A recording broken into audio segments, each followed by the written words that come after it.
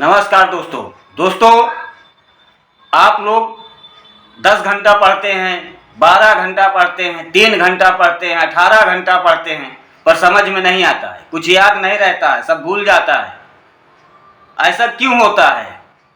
क्योंकि पढ़ाई करने का एक तरीका होता है, वो तरीका नहीं मालूम है। आप चाहे आईएएस की तैयारी कर रहे हैं, पीसीएस की तैयारी कर रहे हैं, बोर्ड एग्जाम की तैयारी कर रहे हैं, किसी भी प्रकार की एग्जाम की तैयारी कर रहे हैं, आपके समझ में नहीं आ रहा है। अगर आप ऐसे पढ़ते रहेंगे अपने हिसाब से तो समझ में बिल्कुल नहीं आएगा। पढ़ाई का एक तरीका होता है, पढ़ाई का मतलब होता है एक तपस्या।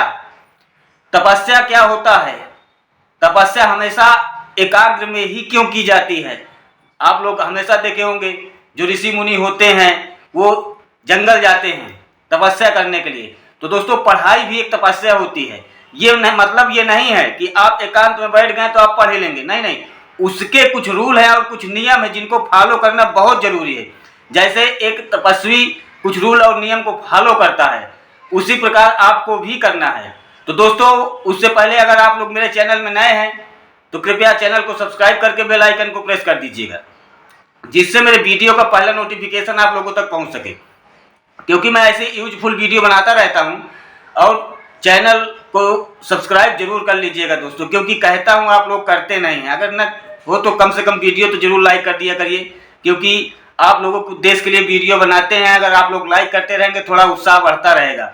तो चलिए दोस्तों, बताता हूं कि पढ़ाई करने का सबसे बेस्ट और बेटर तरीका क्या होता है, कि जिससे आप कोई भी एग्जाम की तैयारी कर रहे हैं तो उसको क्वालिफाई कर ही जाएंगे, अगर आप ये नियम फॉलो कर लिए तो दोस्तों, पढ़ाई करने का सबसे बेस्ट तरीका क्या है?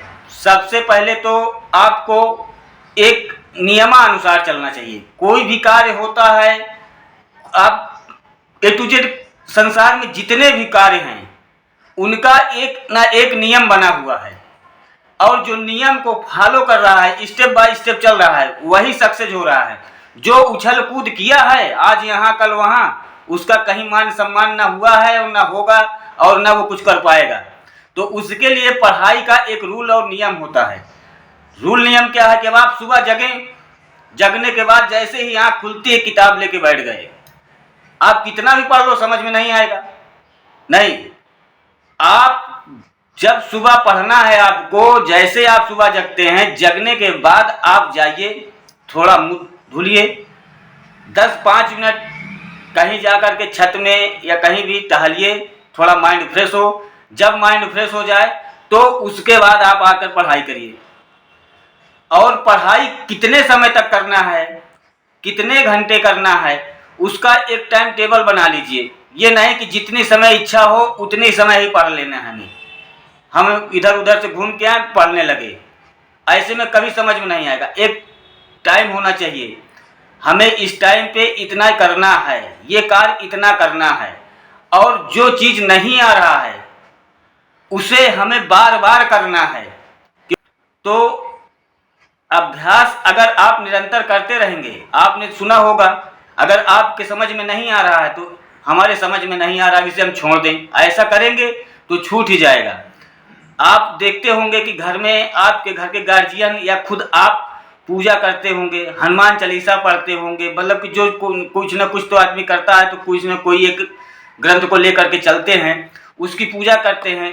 उसे कोई याद नहीं करता है, वो उसे बार बार पढ़ते हैं, रोज भगवान के सामने जाकर प्रे करते हैं, वो ऑटोमेटिक याद हो जाता है। तो दोस्तों, अगर आपको भी कोई चीज़ नहीं आ रहा है तो उसको रिवीजन करिए बार बार।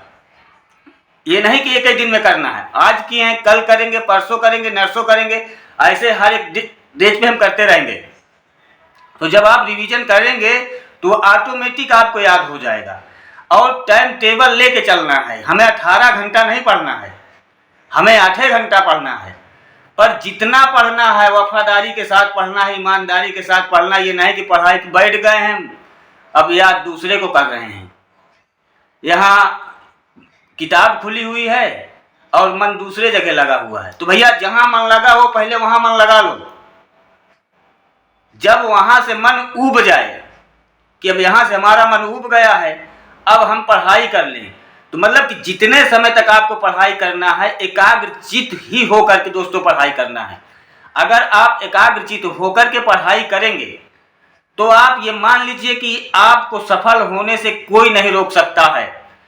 अगर आप 8 घंटे अच्छी तरीके से पढ़ रहे हैं तो 18 घंटा आपकी पढ़ाई से बहुत ज़्यादा बेटर 8 घंटे का है, क्योंकि ईमानदारी से वो समय आप देंगे सिर्फ पढ़ाई के लिए। नहीं कि किताब खुली हुई है, मोबाइल चालू है,